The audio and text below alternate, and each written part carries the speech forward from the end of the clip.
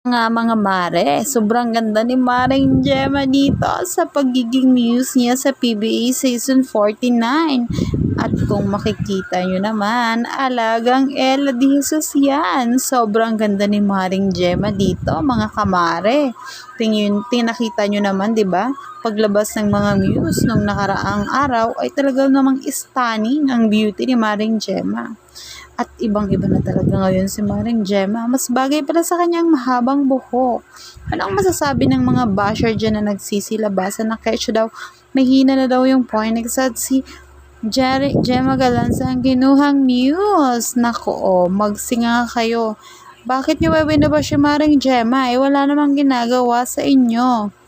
Sabi nga ng matatanda, pag-inggit, pikit, 'di ba Maring Gemma? Anong say niyo diyan? As in talaga nakipagsabayan siya kala Julian San Jose at talaga namang napakaganda niya dito. Talaga namang kaya niyang makipagsabayan sa mga magagandang dilag din na mga muse doon sa PBA. At nakita niyo naman pati titig ni Richie Rivero ay talaga namang grabe, malalagkit din ang titig ni Richie Rivero kay Maring Gemma natin. Ibang-iba na talaga ngayon si Maring Gemma, hindi na ma-reach out.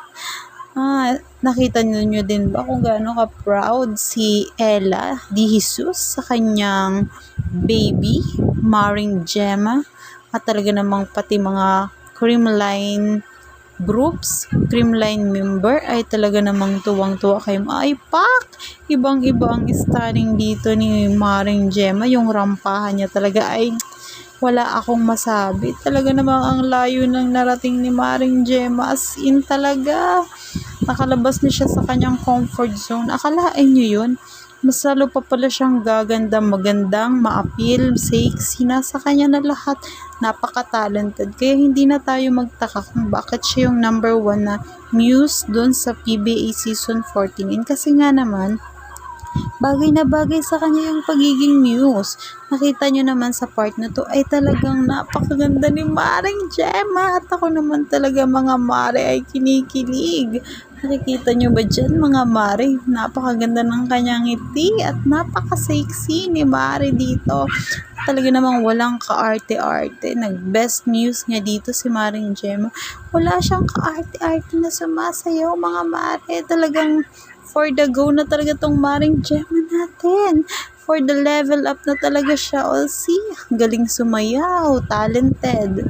Kaya bagay na bagay sa kanyang pagiging muse sa PBA kasi nga siya ay sports din. Sports din yung ano niya. Volleyball player din siya. Kaya related talaga siya sa pagiging muse na to. Hindi lang basta kung sa ganda. Talagang grabe din ang ganda. Talino, bait, very down to earth talaga Maring Gemma. Kaya napakaswerte din talaga ni Ella de Jesus at marami ding nagmamahal talaga kay Maring Gemma sa part na to. Diba? Wow! Iba't ibang klase ng muse ang nandito pero mas stunning talaga si Maring Gemma. Although magaganda naman dito yung mga muse pero syempre iba talaga yung Maring Gemma supportado natin. Sinusuportahan natin or iniidolo natin, no?